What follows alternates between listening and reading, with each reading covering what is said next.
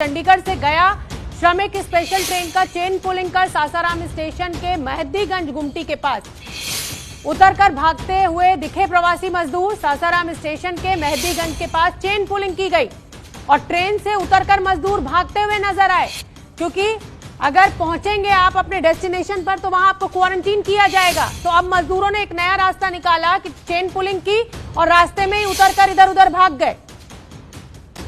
चिंताजनक खबर है ये। इस तरीके का गैर जिम्मेदाराना व्यवहार श्रमिकों के द्वारा ये सामने आया है। सरकारों को कुछ ना कुछ एक्शन जरूर अब लेना पड़ेगा। आप देख सकते हैं इन मजदूरों को क्वारंटीन के डर से ये ट्रेन रोककर भाग रहे हैं इधर उधर।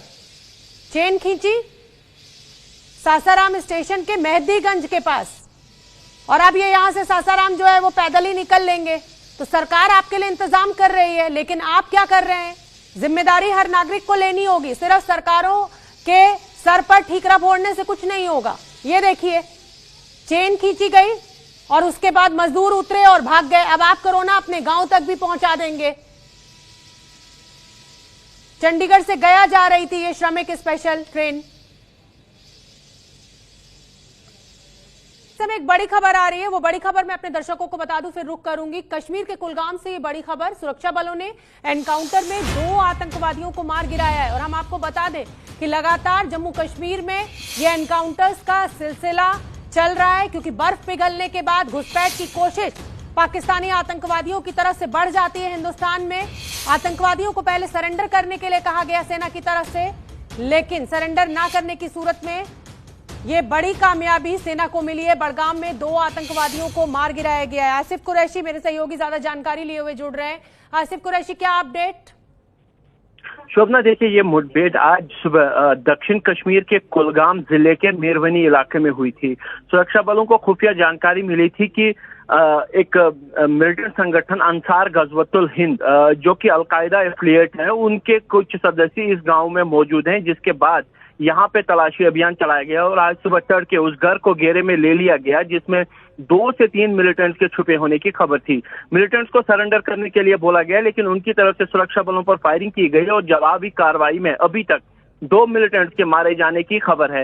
हालांकि इसकी अभी तक आधिकारिक तौर पर पहचान जाहिर नहीं की गई है कि मारे गए दोनों मिलिटेंट कौन है, लेकिन आईजी कश्मीर की तरफ से इस बात की पुष्टि कर दी गई है कि 2 मिलिटेंट मारे गए हैं, जबकि ऑपरेशन अभी भी जारी है। अभी भी इस इलाके में 1 से 2 मिलिटेंट्स के और होने की आशंका है, जिसके चलते ऑपरेशन को जारी रखा गया है। आसिफ, ये किस तरह का इलाका है? आप थोड़ा सा हमें इसकी टोपोग्राफी समझाइए।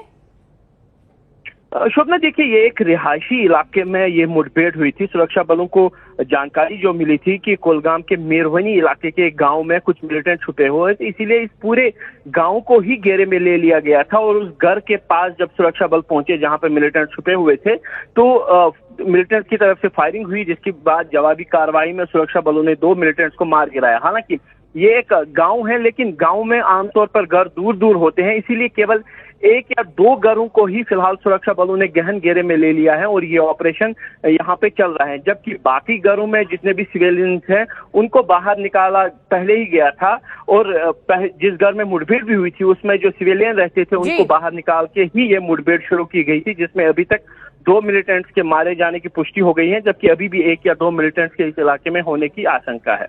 बहुत बहुत धन्यवाद आसिफ कुरैशी इस पूरी जानकारी के लिए। तो ये मुठभेड़ अभी भी जारी है। क्यों है एबीपी लाइव न्यूज लवर्स का फेवरेट?